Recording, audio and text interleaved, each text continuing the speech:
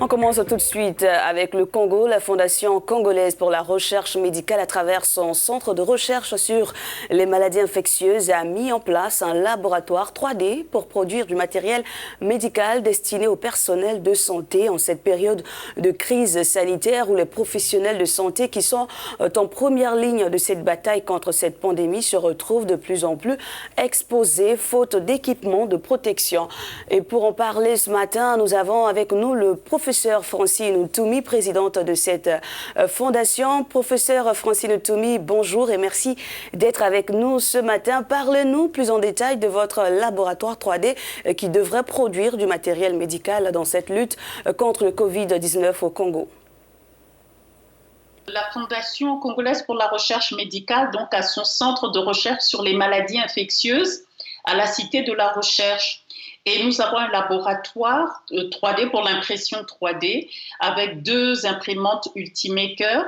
Et donc, afin de nous soutenir donc, dans notre effort dans la lutte contre Covid-19, nous imprimons des visières pour les masques de protection. Vous savez, ces visières que l'on porte ici et avec un plastique que l'on fixe au niveau de la visière, ça forme une visière tout à fait protectrice, très rapidement faite et qui coûte beaucoup moins cher. Donc ça, c'est vraiment très, très pratique et qui est disponible pour notre personnel, mais évidemment que l'on peut donner aussi à certaines structures de santé.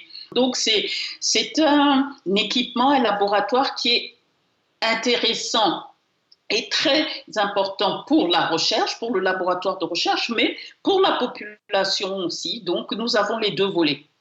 Professeur Francine Ntoumi, en dehors de ces visières de sécurité que vous allez produire, sur quel autre équipement travaille votre laboratoire ?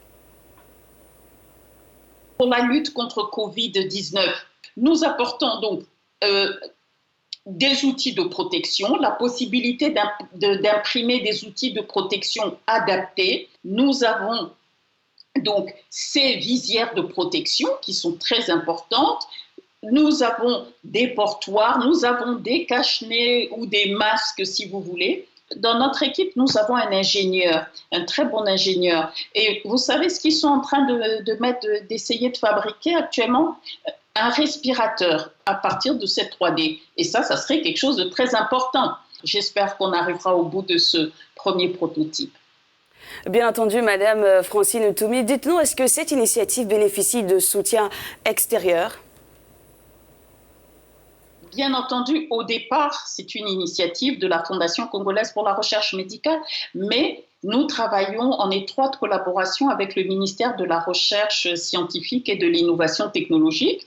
La Fondation congolaise pour la recherche médicale en soi est une structure d'appui donc à la recherche biomédicale dans notre pays. Ce qui veut dire qu'on apporte notre appui, mais que si nos autorités ou des besoins sont